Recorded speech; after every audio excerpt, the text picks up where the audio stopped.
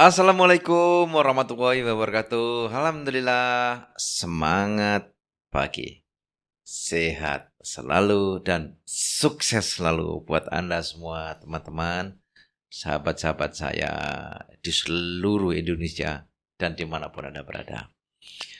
Pergi berlayar ke Pulau Bintan, singgah sebentar membeli keris. Mari kita bahas dengan penuh perhatian tentang sengketa dalam dunia medis.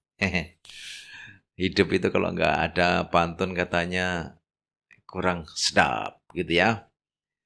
Oke, beberapa waktu yang lalu saya sudah bicara banyak dengan orang hebat, Dr. Sukma Sahadewa. Dr. Sukma Sahadewa, MKes, SH, MH. Wow, luar biasa. Hari ini saya ketemu lagi sama beliau. Karena topik bicara dalam obrolan ini berbeda, tapi masih nyambung gitu ya, masih nyambung.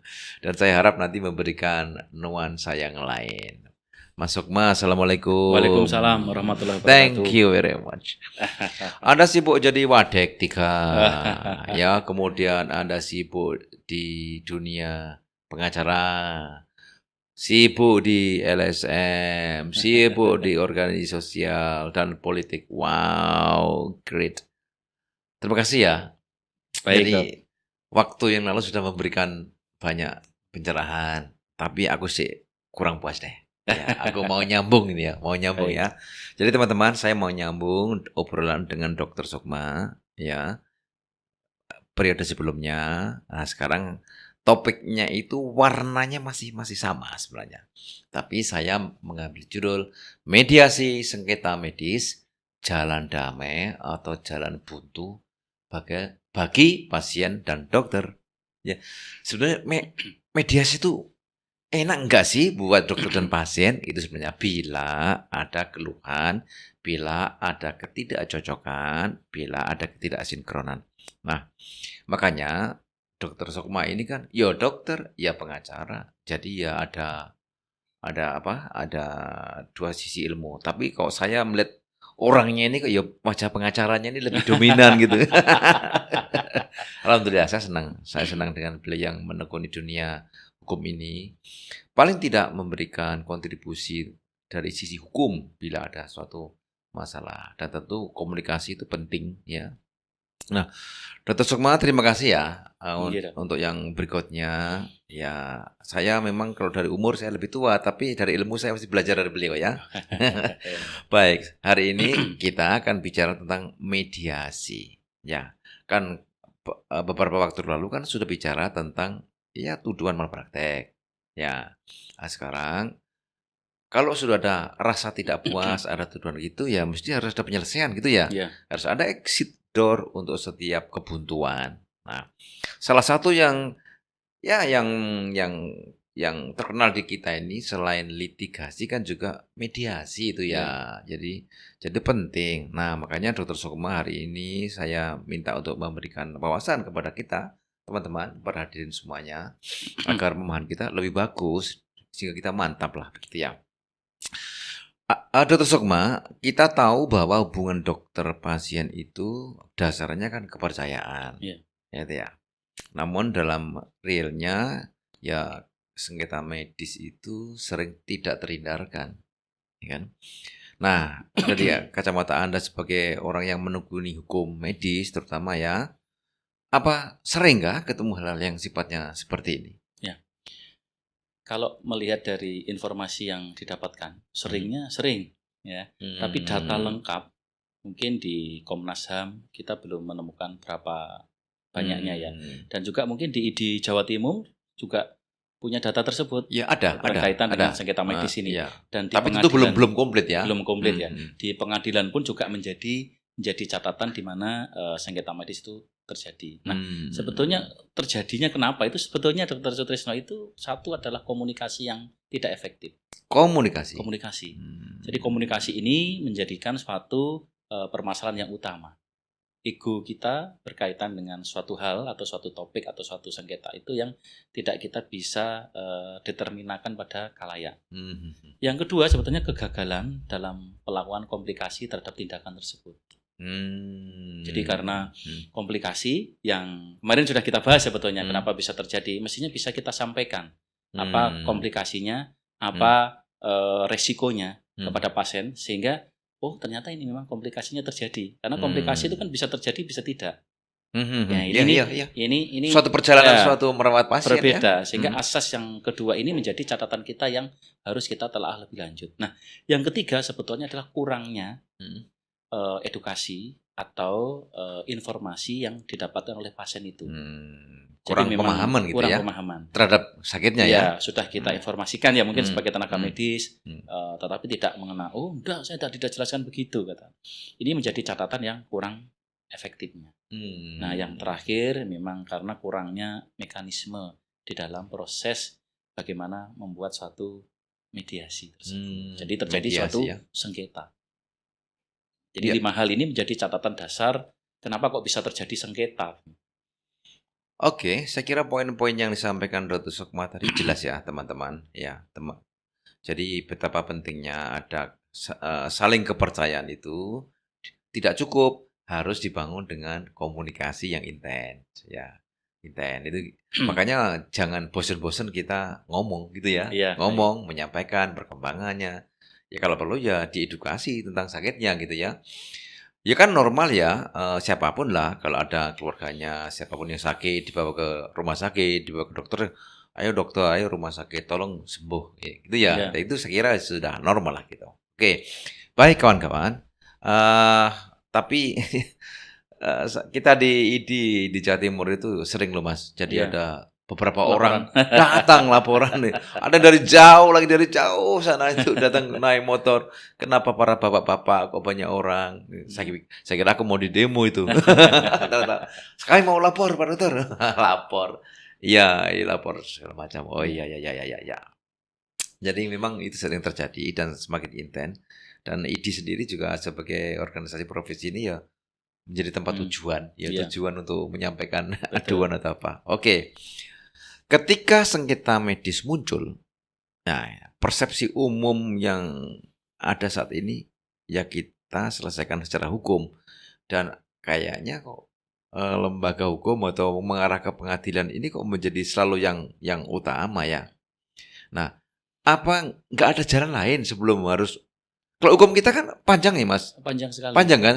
Panjang sekali malah ya. Nah, apa nggak ada jalan lain lebih singkat, lebih enak, lebih nyaman, lebih karena sekali lagi dokter itu tidak ada yang niatnya itu membuat menderita pasiennya. Iya itulah. Iya betul. Gimana jalannya? Apakah ada gitu ya?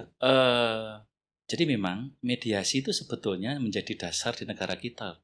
Musyawarah untuk menjadi dasar. Musyawarah untuk mufakat kan di dalam Undang-Undang Dasar dan di Pancasila. Oke. Artinya kita bisa meruntut bahwa bahkan organisasi juga selalu musyawarah mufakat gitu ya. Tetapi karena apa? Egois dari satu sama yang lainnya, kita ingin merasa menang, kita ingin merasa mendapatkan keadilan yang penuh, sehingga itu menjadi jalan yang ditempuh. Ya, dikit-dikit melapor, dikit-dikit membuat surat, dikit-dikit apa. Nah, ini menjadi catatan kita. Nah, sebetulnya kenapa menjadi mediasi jalan damai? Mediasi itu sebetulnya adalah komunikasi yang enak. Daripada kita tuntut-tuntutan di luar, kita ngomong duduk, ini saya tidak setuju dengan hal ini. Kenapa kok bisa hasilnya demikian? Itu kan lebih enak, lebih elok. Yang kedua, bahwa mediasi jalan damai itu adalah sebagai tempat untuk curhat, berkomunikasi, dan juga dengan berbiaya yang murah. Biaya lebih murah? Lebih murah. Kalau kita masuk di litigasi, kita ke sana, tentu harus ada pelaporan, membayar, gitu kan ya. Belum lagi setiap minggunya kita dipanggil untuk dimintain keterangan, saksi kita panggil, kita berapa banyak kos dan waktu yang menjadi catatan kita. Jadi mediasi ini menjadi sebetulnya adalah langkah konkret ketika kita ada masalah itu yang menjadi lebih optimal. Dan yang berikutnya lebih fleksibel.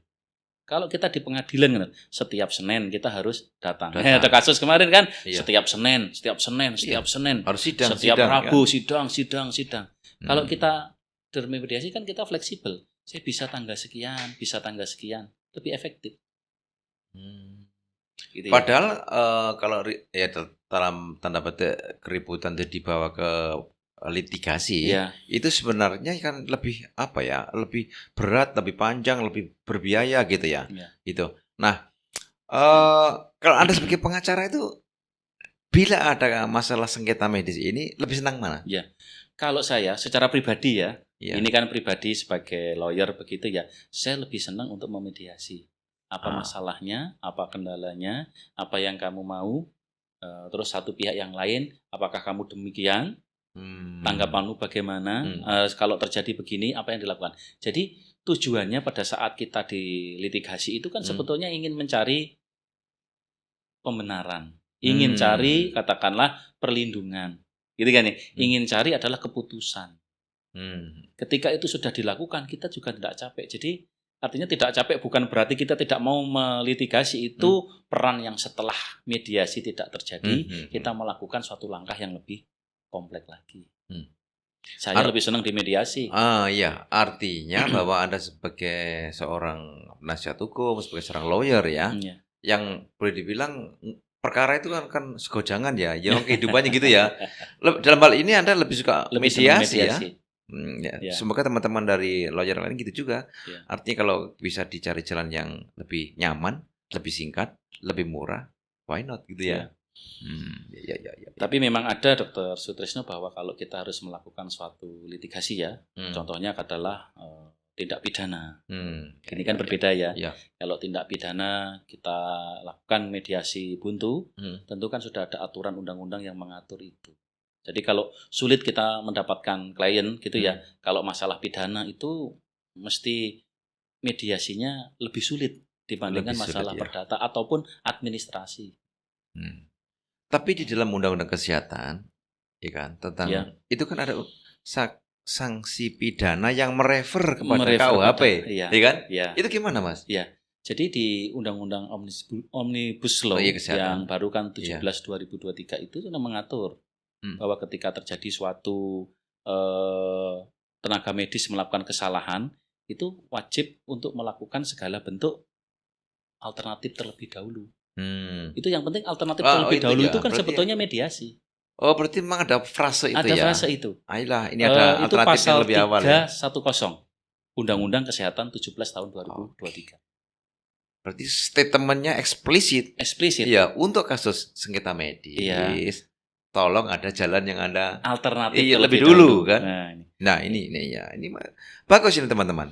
Jadi baik para dokter, baik rumah sakit, baik pasien, keluarga pasien dan yang mewakili pasien, sebenarnya ada frase bahwa sebelum menggunakan pasal-pasal dalam KUHP ya, ada yang lebih dulu dikerjakan nih kan, bicara gitu ya, mediasi ya. Oke.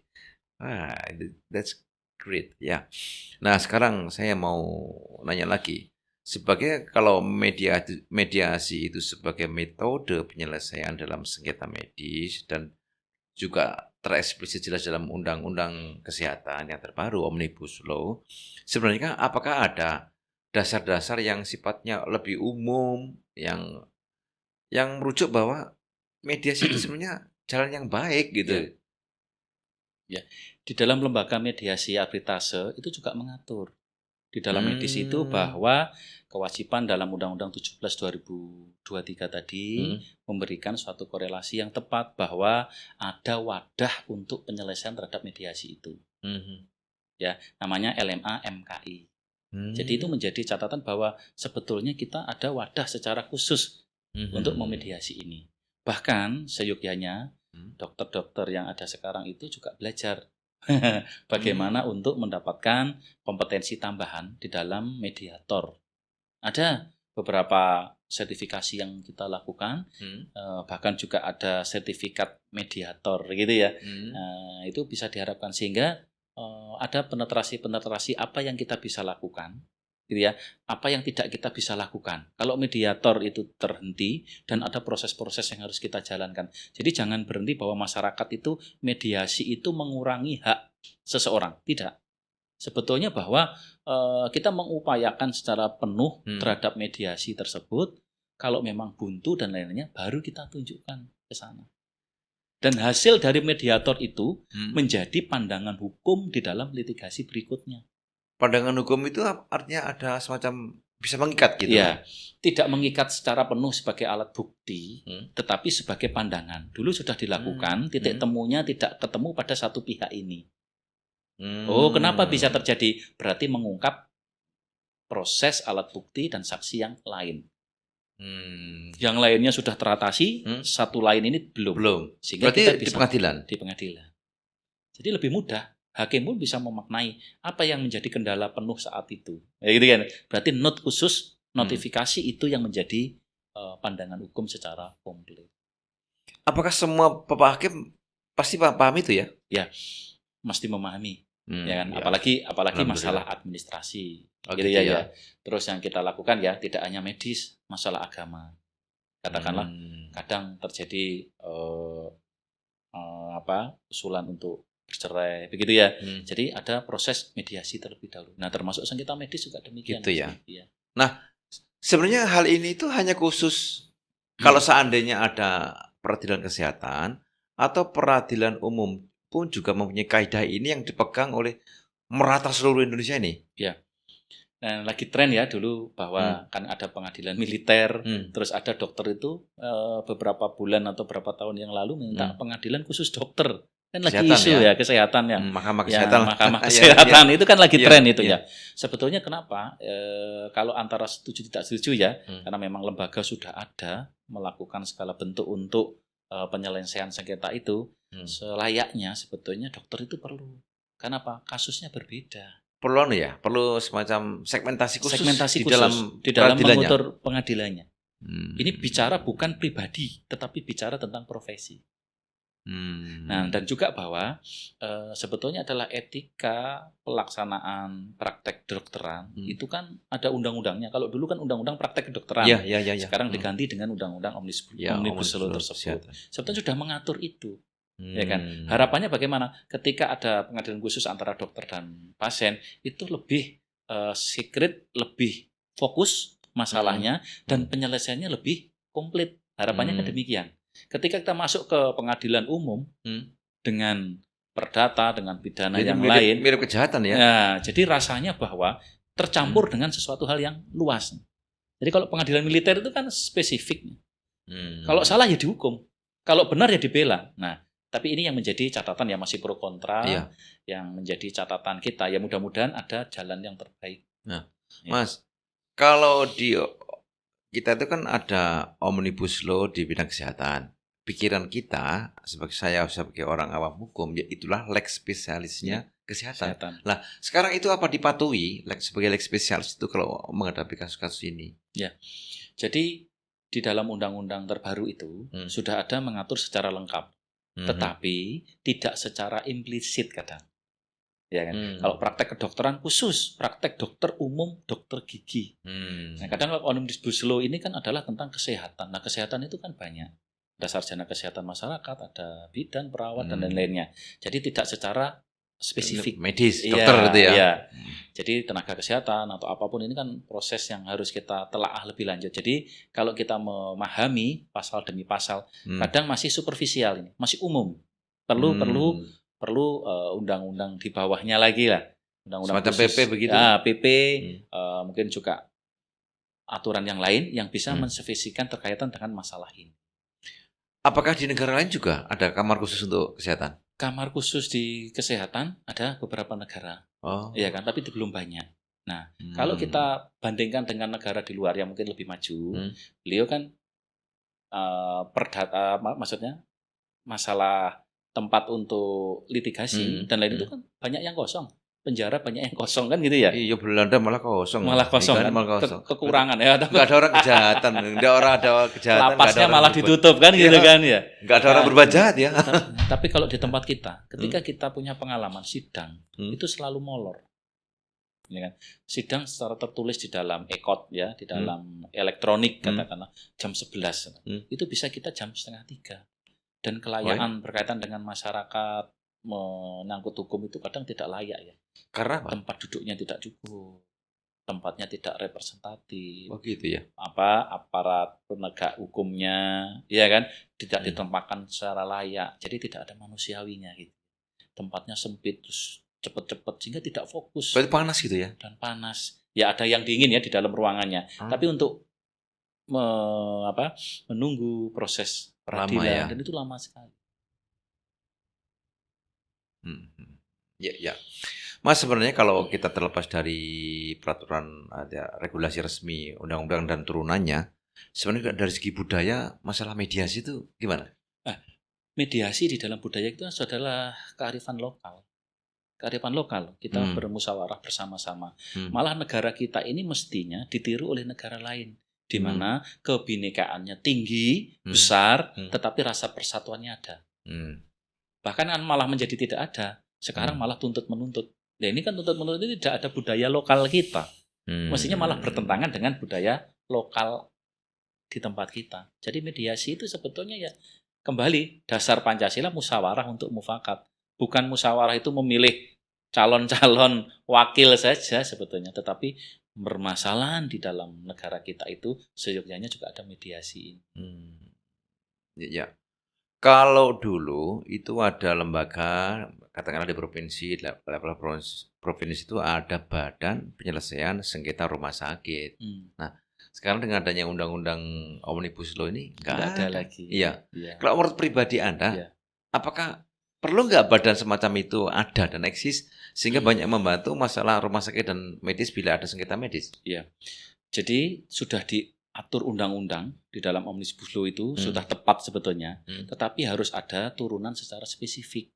Di daerah-daerah itu, di negara kita ini kan negara kepulauan, Dr. Sutrisno. Masalahnya banyak dari tempat satu tempat lain. Negara kalau kita mengatur semuanya ini kan kerepotan juga. Yang diurus juga tidak hanya masalah ini saja.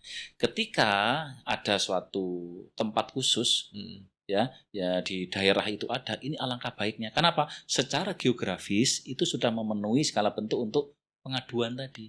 Jadi orang mengadu dan diadukan itu punya tempat yang khusus yang layak untuk melakukan suatu mediasi tadi.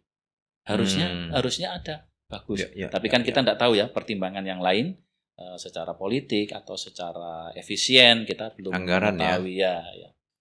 Ya. Jadi kalau pasien versus rumah sakit strip dokter itu sudah sepakat mediasi, udah ada persetujuan, itu wujud barangnya mediasi itu apa? Ya, ada surat yang dikeluarkan oleh mediator yang disepakati oleh bersama. Oh, iya. Menjadi alat bukti bahwa mediasi itu berjalan dengan baik. Diterima ada oleh kesepakatan. Ya, ada kesepakatan. Maka dari itu ada mediator itu ada sertifikasi. Jadi siapa yang boleh memediasi, siapa boleh yang memediator namanya itu memang ada sertifikasi khusus.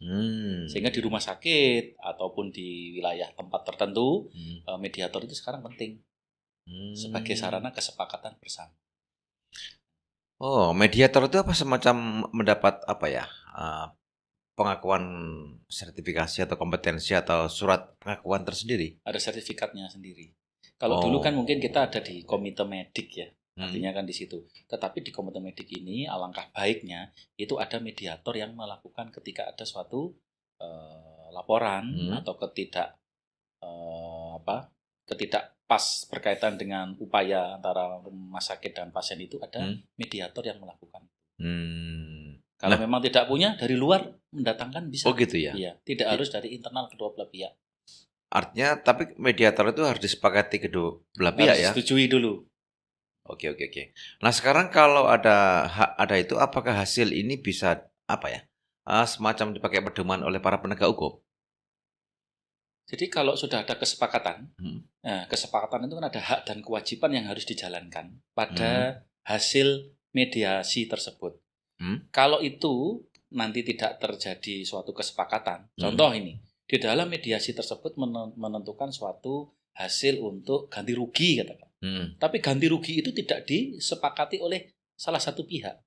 Sehingga bagaimana? Ada laporan khusus kepada pihak terkait untuk melaporkan tersebut. Sehingga itu menjadi salah satu alat bukti terkait terhadap penyelesaian masalah lebih lanjut. Berarti fokus ke situ, yang belum Fokusnya ke sepakat situ, itu ya. yang tidak disepakati apa. Hmm. Tapi katakanlah kalau final udah sepakat semuanya. Tidak ada masalah. Itu menjadi Oh. salah satu hasil sebetulnya di dalam mediasi itu.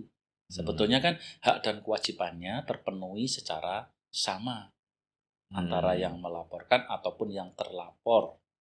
Berarti kalau mediasi itu sudah sepakat, berarti sebenarnya dua-duanya ya Sah sah dan secara anu ya seimbang ya gitu ya, seimbang. sama-sama menangnya Iya. gitu ya. Ya itulah teman-teman. Jadi sebenarnya jalan mediasi itu menguntungkan kedua belah pihak, ya, ya. Apakah rumah sakit, dokter atau pasiennya, gitu ya. Iya. Sehingga kenapa memang itu menjadi alternatif yang lebih dulu dikedepankan ya bila menghadapi sengketa medis gitu Betul. ya. Nah, siapa saja yang sebenarnya yang minta, ayo kita mediasi gitu. Itu siapa yang mengusulkan atau yang Yang mengusulkan ya. iya. Sebetulnya bahwa mediasi itu adalah bergerak pasif ya. Jadi mediasi itu kan ketika ada laporan baru membentuk suatu sistem di dalam mediasi tersebut. Tentu ada alur, Dr. Sutrisno, ketika kita melakukan suatu mediasi harus ada surat tertulis. Tidak boleh omon-omon, tidak boleh secara lisan. Hasil kesepakatan Iya, itu ya? jadi peran serta pelapor tadi dia menulis kronologisnya apa, dibuktikan dengan apa hasil labnya, hasil resumenya, foto apanya, terus mungkin juga perjanjiannya, ya, dibuka lagi itu. Nah, nanti terlapor karena di rumah sakit juga membuka lagi dokumen rekamediknya, bener enggak, ininya bener atau tidak, terus apa yang menjadi kendala, gitu kan? Ini buktinya ini buktinya ini kita cocokkan. Nah, di mana? Di satu tempat dan ada mediator tadi yang melakukan tersebut. Oke. Ya. Tetap aja ya bahwa nanti hasil akhirnya itu ada suatu dokumen sebagai wujud bahwa mediasi sudah Terlaksana. Nah, dokumen itu cukup di situ saja atau diserahkan kepada penegak hukum termasuk ke pengadilan? Oh, tidak. Nggak perlu. Ya, jadi kalau memang di suatu tempat sudah bisa tersistematika dan membuat suatu sistematika tadi, mediasi tadi dengan sempurna, ya sudah kita sepakati itu. Tidak perlu kita laporkan kemana-mana. Kecuali setelah mediasi tersebut terlaksana, tetapi terjadi wan prestasi. Ini menjadi catatan bahwa pelaporan ke pihak tersebut. Gitu ya. Jadi sebagai catatan. Jadi si pelapor dan terlapor mempunyai hak yang sama tadi, hasil dari mediasi tadi. Ketika ada masalah ini, tidak membayar ini, nah itu menjadi catatan sebagai lampiran pelaporan di berikutnya. Di mana? Biasanya di pengadilan. Begitu ya? Iya. Oke. Sebenarnya kalau mediasi ini sebenarnya betul-betul lepas sama sekali dari proses peradilan yang normatif yang terjadi itu. Iya. Jadi suka memperringan ya tugas dari pihak penyidik atau mungkin juga di hakim begitu ya, untuk masalah-masalah yang tidak semuanya harus dimasukkan ke dalam meja hijau ke peradilan ya. Ya. Nah, sebenarnya mediasi ini bisa sampai di level mana aja, Mas? Mulai dari awal pengaduan ke penyelidikan, penyidikan, persidangan itu sebenarnya mediasi ini bisa level apa sebenarnya? Ya. Jadi setiap institusi itu punya badan khusus sebetulnya ya. Kalau di media tertentu, instansi tertentu biasanya kan bagian humas. Hubungan dengan masyarakat, ada keluh kesah masyarakat, dia menampung di situ. Dan dicermati, ini bisa dilanjutkan atau tidak. Ini perlu proses lebih lanjut atau tidak. Nah, kalau di rumah sakit katakanlah ada laporan dan lain-lainnya, biasanya kan komite etik, komite medis gitu kan ya. Komite etik, komite medis yang mempunyai hak. Benar enggak ini? Oh, ini bisa diselesaikan dalam hal ini. Gitu kan ya. Perlu pemanggilan dokter yang bersangkutan, perlu adanya klarifikasi, perlu adanya pertemuan untuk menyamakan persepsi kan.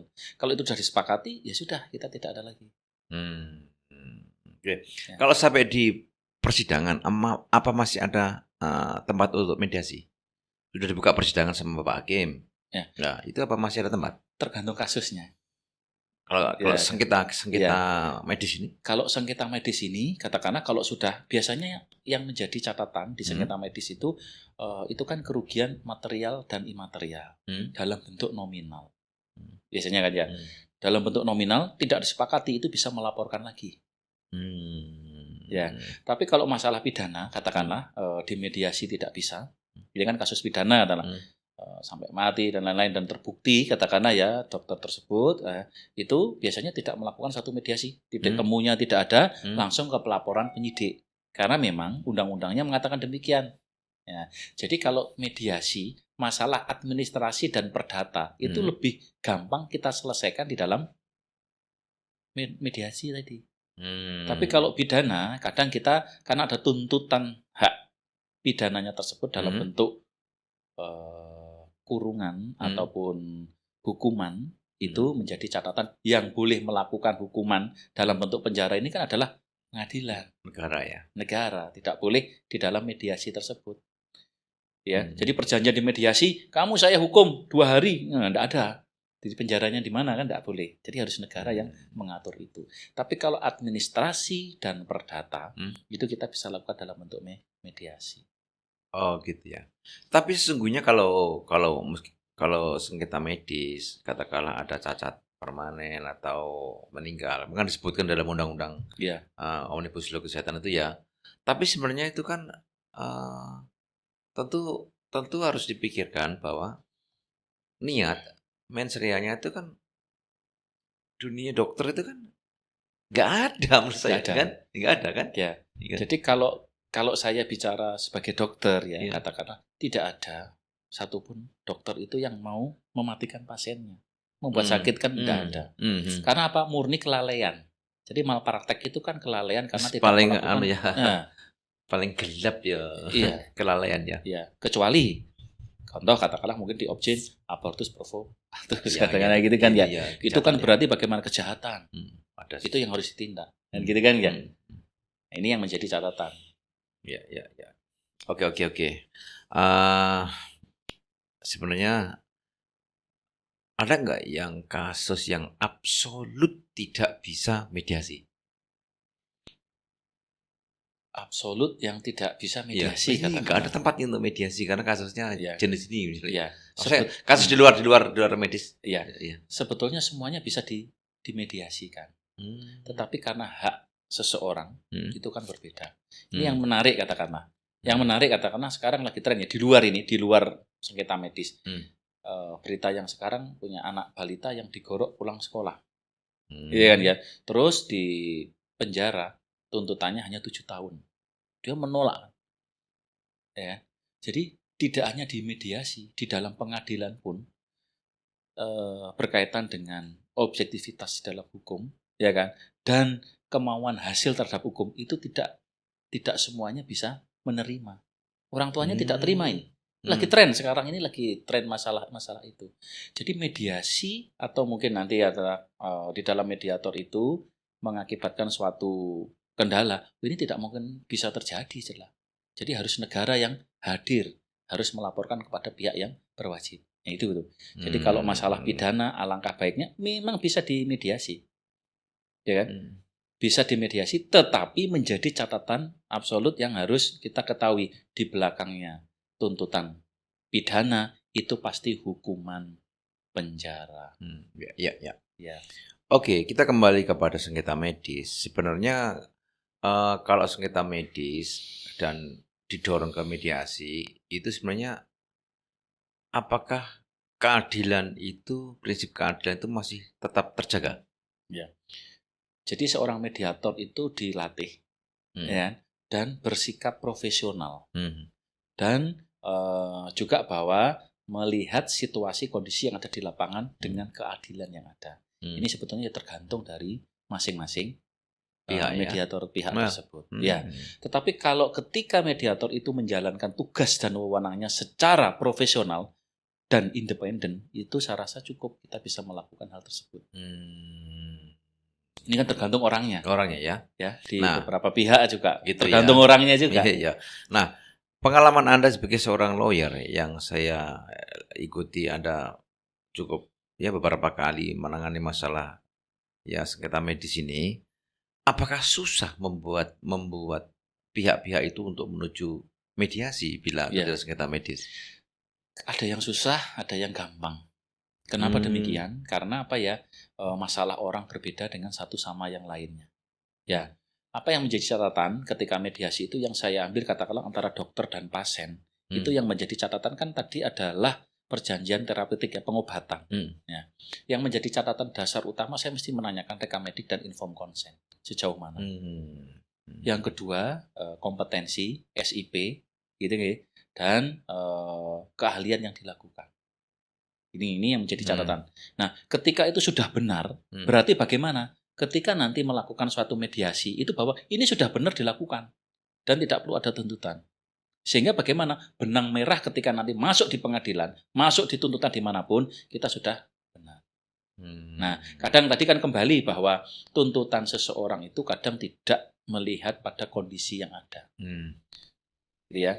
Jadi luka resiko medisnya setelah dioperasi di wajahnya ada luka sayatan, tetapi masih ada cekungan, scar yang tidak bisa disembuhkan, itu masih dituntut ke pasiennya, ke dokternya.